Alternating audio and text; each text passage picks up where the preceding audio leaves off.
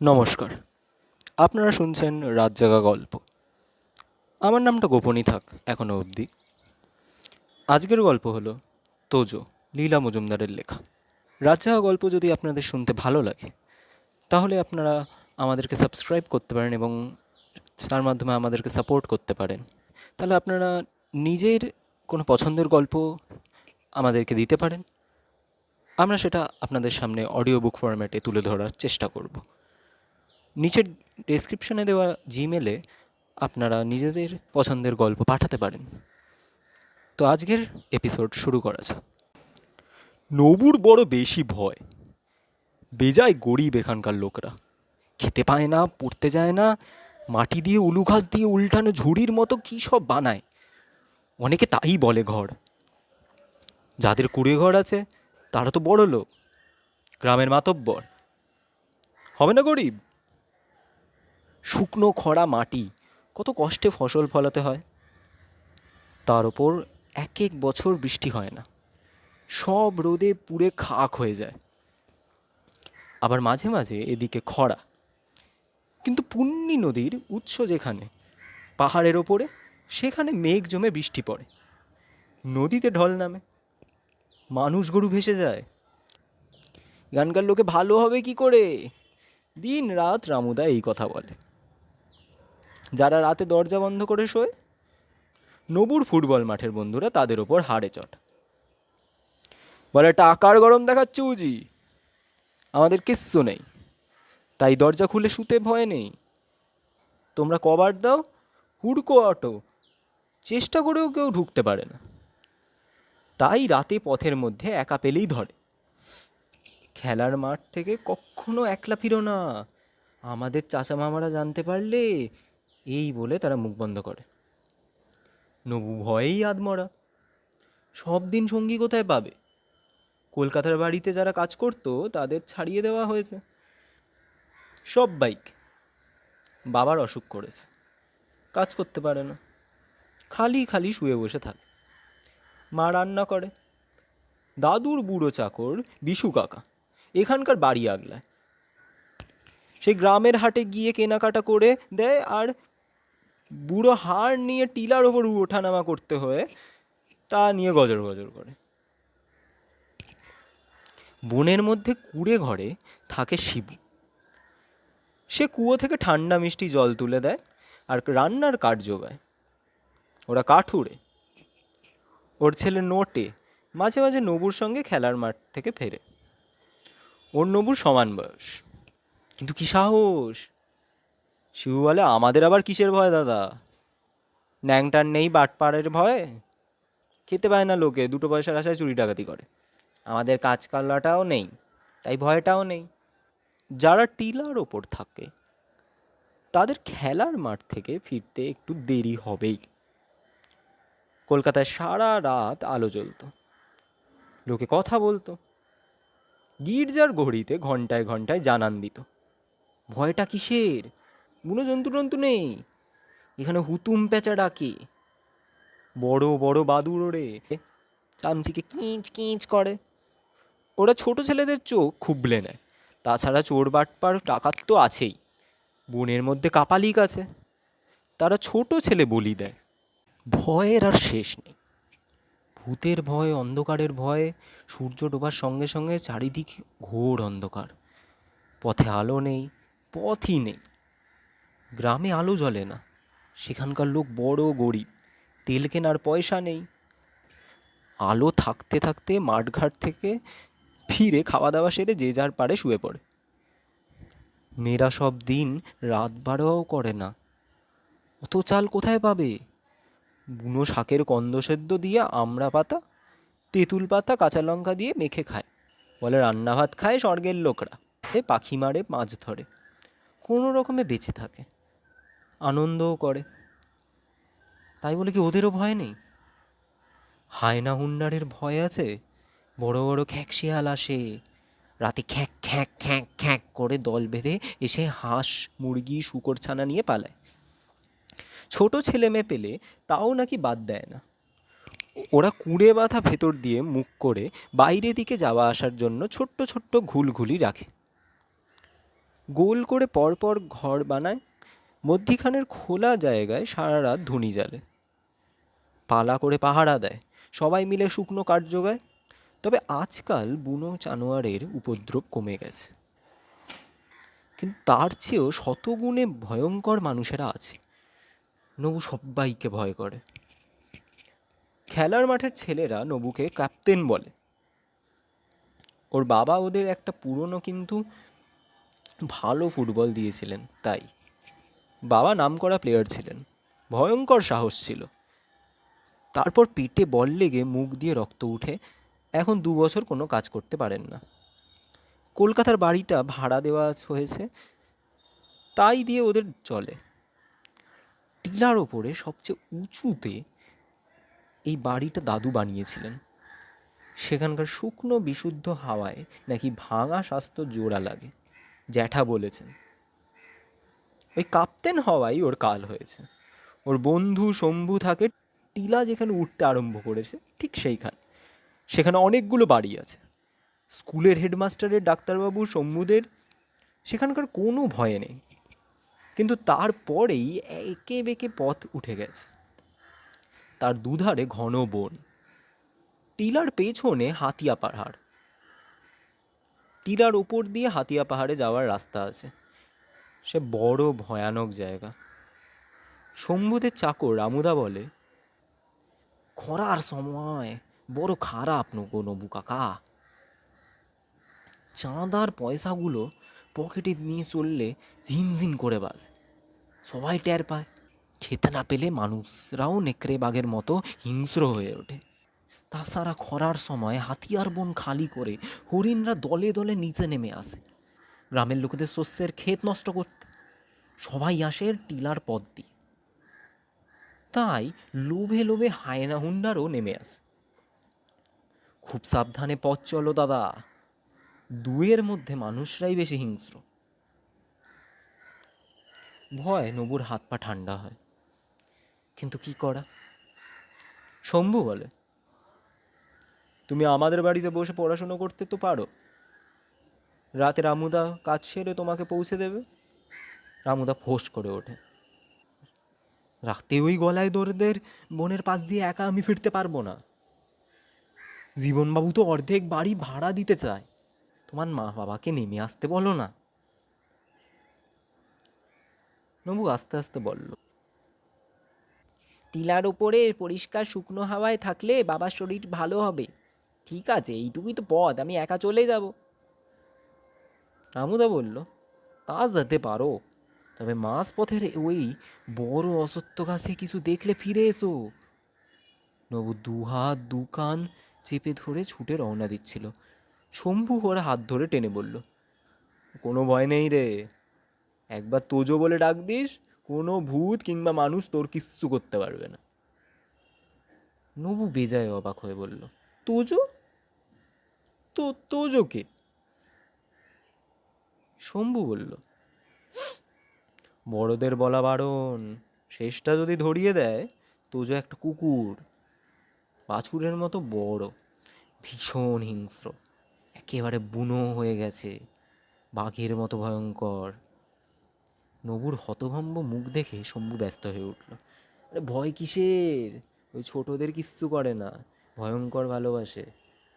দাদা বলে বনের মধ্যে নিশ্চয় ওর মালিক লুকিয়ে আছে, হয়তো পুলিশ তাকে খুঁজে বেড়াচ্ছে, কেউ তাকে দেখেনি, হাত পা ভেঙে পঙ্গু হয়েও থাকতে পারে।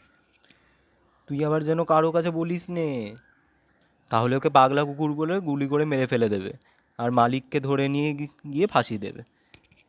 কে জানে, হয়তো সে মরেই গেছে। তোজো যদি তেড়ে আসে? না না না, তোর যত ভয়, ডাকলেই বন থেকে বেরিয়ে এসে হাতের তলায় মুখ গুজে মুখের দিয়ে চেয়ে ল্যাজ নাড়ে। কিন্তু বড়দের দেখলে গলার মধ্যে মেঘের মতো গুড়গুড় করে। বড় কেউ বোধ হয় ওর মালিকের খুব ক্ষতি করেছিল, তাই বড়দের দেখতে পারে না। তোর কোনো ভয় নেই। বললাম, জানলে কি করে? গলায় একটা কলার আছে, তাতে লেখা আছে তোজো বলেই ডাকলেই আসে। টিলার সব ছেলেমেয়েরা ওকে চেনে। নবুর বুক থেকে একটা বোঝা নেমে গেল। ও কুকুর ভালোবাসে। বাবার বুকে বল লাগবার আগে কলকাতায় ওদের মস্ত কুকুর ছিল, ল্যাব্রাডর। তার নাম টাইগার। জ্যাঠা বাবার গাড়িটা আর টাইগারকে নিয়ে বেচে দেবেন। কলকাতার বাড়ি ভাড়া দিয়ে ওরা এখানে চলে এসেছে। নবু এখানকার মিশনারি স্কুলে ভর্তি হয়েছে। সবাই সেখানেই পড়ে, খেলে। স্কুল ছুটি হলে স্কুলের কাছে খেলার মাঠে খেলে। মাসে 10 পয়সা ক্লাবের চাঁদা। গরিবদের দিতে হয় না। বন্ধুরা সবাই নিচে থাকে। টিলার ওপর নবুরা একা ছিলেন। এই বাড়িটা দাদুর বাবা করেছিলেন। বাগানের এক কোণে তার সমাধি আছে। তাতে মরা মানুষ নেই, খালি একটা ছোট্ট শ্বেত পাথরের কৌটোয় এক মুঠো ছাই। এত বড় মরার মানুষটাকে পুড়িয়ে ফেললে সে এক মুঠো ছাই হয়ে যায়। টাইগার নবুর খাটের পাশে মাটিতে শুতো, কিন্তু মা বাবা শুতে গেলে হাঁচর পাচর করে ওর খাটে এসে উঠত। বিড়াল দেখলে নবুর গা শিরশির করে, কিন্তু কুকুর বড় ভালোবাসে। তোজোর মুনিব যদি সত্যি মরে গিয়ে থাক, তাহলে তোজো নবুদের বাড়িতে থাকবে না কেন? বেশ পাহারা দেবে। নবু নিজে তার যত্ন করবে, স্নান করাবে। বুকটা টিপ টিপ করতে লাগলো।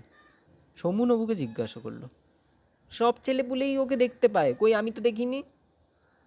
না ডাকলে আসে না, মিছিমিছি ডাকলেও আসে না, ভয় পেয়ে ডাকলে তবে আসে।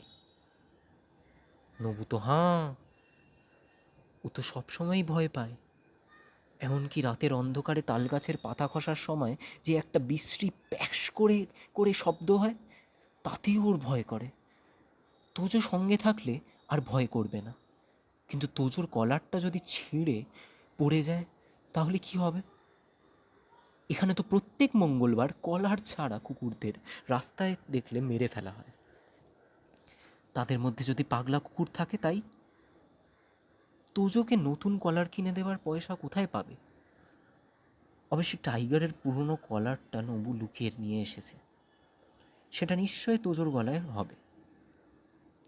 তারপর থেকে নবু রোজ স্কুলে যাওয়ার সময় বনের মধ্যে উকি ঝুঁকি দিত, যদি তোজোকে দেখতে পায়। ডাকেনি কখনো, সেরকম ভয় তো পায়নি। মিছিমিছি ডাকবে কেন? বনে ঢুকতে সাহস হতো না, বড্ড নির্জন। গাছের তলা দিয়ে পায়ে হাঁটা পথ, বাতাস বইলে গাছের পাতার মধ্যে ঝরঝর শব্দ, যেন উঁচু থেকে জল পড়ছে। কেমন ছায়ার মধ্যে কুচি কুচি রোদ, সব মিলে যেন ডাকে, এসো এসো এসো। যায়নি কখনো। স্কুলের দেরিও হয়ে যাবে, আবার কেমন গা শিরশির করে। সে কি ভয় না ফুর্তি নিজেই ভেবে পেত না। ফেরার সময় এক্কেবারে অন্যরকম।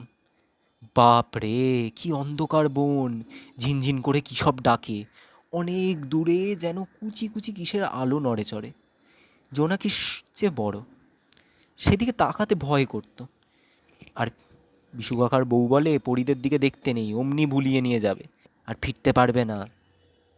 সারা জীবন খালি বনের মধ্যে ঘুরবে, বেরুবার পথ পাবে না। ফিরে ফিরে সেই একই জায়গায় এসে পড়বে, আর বাড়ির লোকেদের মুখ দেখতে পাবে না। আজকাল তত ভয় লাগে না।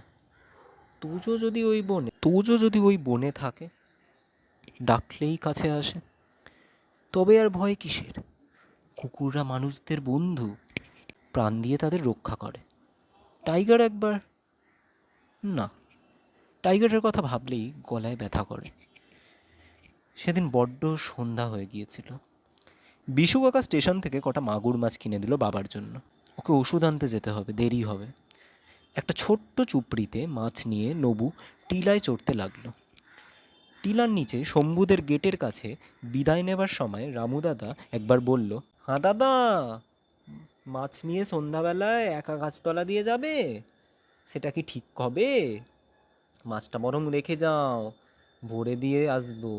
নবু বলল, না বাবা, রাতে মাগুর মাছের স্টু খাবে, তাতে গায়ে জোর হয়। আমিও একটু খাই, মা খায় না, মেয়ে মানুষ কি না, ওদের জোর দিয়ে কি দরকার।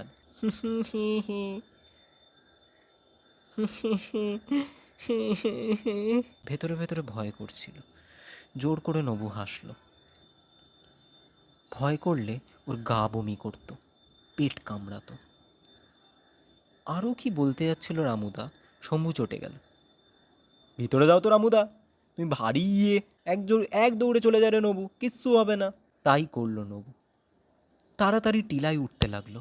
মুখ বন্ধ করে নাক দিয়ে নিঃশ্বাস নিতে হয়, আর নিঃশ্বাসের তালে তালে পা ফেলতে হয়, তাহলে হাঁপ ধরে না। ঝপ করে অন্ধকার, দুপাশে বন আর মাথার উপর ঘন কালো মেঘ। নিচে থেকে এতটা বোঝেনি নবু।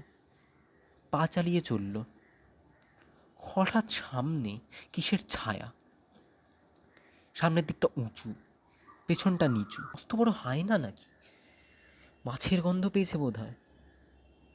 গলা থেকে একটা চাপা খ্যাক খ্যাক করে শব্দ করতে করতে একটু করে এগিয়ে আসছে। গলা থেকে একটা চাপা খ্যাক খ্যাক শব্দ করতে করতে একটু করে এগিয়ে আসছে। নবু ফিসফিস করে বলল, তোজো, তোজো, তোজো, তোজো। অমনি বা হাতের তেলোর মধ্যে নরম ঠান্ডা খান্নাক। টাইগার আসবে কোত্থেকে? তাকে তো জ্যাঠা বেঁচে দিয়েছে এতদিনে। নবুর কান্না এলো। তোজো, তোজো, তুই সত্যি এসেছিস? সামনের জানোয়ারটা থমকে দাঁড়াল।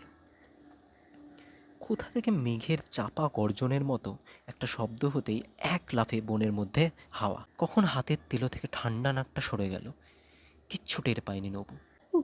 ওই কি তোজো? নাকি নবু এমন ভেবেছিল? মা মাছ নিয়ে বলল, তো হাঁপাচ্ছিস কেন রে? কিছু হয়েছে? না, না, কিছু হয়নি। তাড়াতাড়ি উঠে এসছি কি না। সেদিন থেকে ভয় ভেঙে গেল নবুর। রোজ ছুটতে ছুটতে উপরে চলে আসতো, কোনো দিক তাকাতো না। জানতো বনের মধ্যে তোজো আছে, ডাকলেই আসবে। এমনি করে দেখতে দেখতে পূজা এসে গেল। বাবা তখন অনেক ভালো। বারান্দায় এসে আরাম চেয়ারে বসে বই পড়ে। নবুকে পড়ার কথা, খেলার কথা জিজ্ঞাসা করে। মাঝে মাঝে হাসে।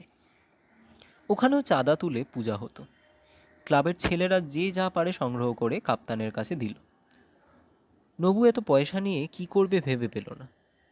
শম্ভু বলল, আজ রাতটা তোর কাছে রাখ, কাল সতীশবাবুর কাছে জমা দিয়ে দিস। উনিই তো পূজা কমিটির সেক্রেটারি। সঙ্গে সঙ্গে রামুদা বলল, সাবধানে যাও বাপু, কালু মাস্টারের ডাকাতের দল ধরা পড়েছে কি বটে, কিন্তু কালু নিজে দুজন স্যাঙাত নিয়ে ওই বনে লুকিয়ে আছে।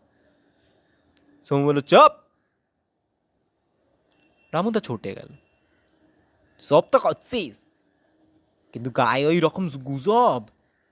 ওর মামার বাড়ি তো এখানে, লুকিয়ে খাবার দিচ্ছে তারা, কিন্তু থাকার জায়গা কোথায় পাবে? নবুর আবার পকেটে পয়সা ঝিনঝিন করছে।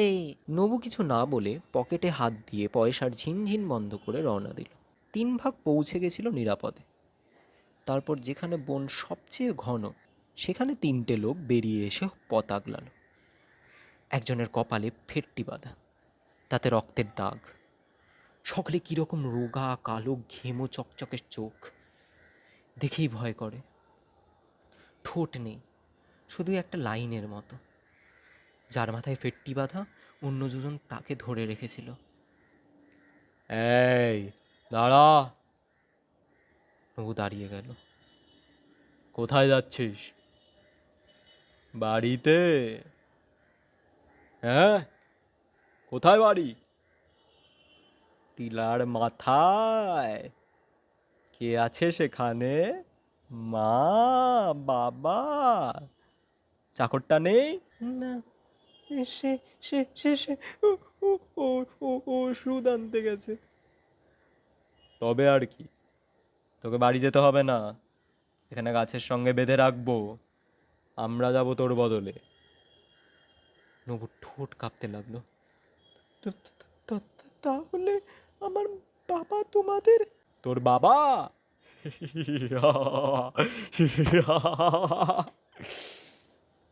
তোর বাবা তো ঘাটের মরা, ভালো ভালো থাকতে দেয় তো ভালো, তা না হলে। নবু হঠাৎ গলা ফাটিয়ে চিৎকার করলো, তোজো! গলাটা কিরকম বিশ্রীভাবে ভাঙা ভাঙা শোনালো। সঙ্গে সঙ্গে বনের মধ্যে একটা হুড়মুড় শব্দ, আর তারার আলোয় নবু দেখলো প্রকাণ্ড একটা কুকুর ছুটে এসে সেই লোকটার বুকের ওপর ঝাঁপিয়ে পড়ল। সেও তক্ষুনি অজ্ঞান হয়ে মাটিতে পড়ে গেল। সঙ্গে সঙ্গে কপালে ফেট্টি বাঁধা লোকটা আর অন্য লোকটা বিকট চিৎকার করতে করতে টিলার পথ ধরে দুদ্ধার দৌড় দিয়ে একেবারে থানার দরজায় আছড়ে পড়ল। নবু চেয়ে দেখলো কেউ কোথাও নেই। ওই লোকটা অজ্ঞান হয়ে পড়ে আছে, আর সে একা। তোজো কখন চলে গেছে, কিন্তু তারার আলোয় তাকে স্পষ্ট দেখেছিল নবু। বুনো, বড়, কিন্তু অবিকল টাইগারের মতো দেখতে। বাড়িতে গিয়ে জ্বর হয়েছিল নবুর। তারপর যখন ভালো হয়ে উঠল, দেখলো জ্যাঠা এসেছেন তার সঙ্গে। ও কি টাইগার নাকি? নবু ভুলে তাকে তোজো তোজো বলে ডেকে গলা জড়িয়ে কেঁদেও ফেলল। টাইগারকে জ্যাঠা বেঁচে দেননি, বাবা নাকি ভালো হয়ে গেছেন। অ্যানুয়াল পরীক্ষার পর সবাই কলকাতায় ফিরে যাবে। নবুর মুখে তোজো শুনে জ্যাঠা বেজায় অবাক হয়ে বাবাকে বললেন, শুনলি বটু, তোজো বলে ডাকছে। আরে তোজো যে আমার বাবার কুকুর ছিল, টিলার ওপরেই বা ঠ্যাঙারের হাত থেকে বাবাকে বাঁচাতে গিয়ে প্রাণ দিয়েছিল। কি হলো? নবু গায়ের জোরে টাইগারকে জাপটে ধরে বলল, না না, এই তোজো, তোজো ছাড়া কেউ নয়। মনে আছে রে বটু, বাবা বলতেন তোজো বড়দের দেখতে পারতো না, আর সব ছোটরা ওকে কি অসম্ভব ভালোবাসতো। ও মরে গেলে নাকি গা শুদ্ধ ছেলেমেয়েরা 7 দিন কেঁদেছিল, ভাত খায়নি। নবু টাইগারের নাকে নাক লাগিয়ে ডাকলো, তোজো! আর টাইগার ওর হাতের তেলোয় নাকটা গুজে ল্যাজ নাড়তে লাগলো।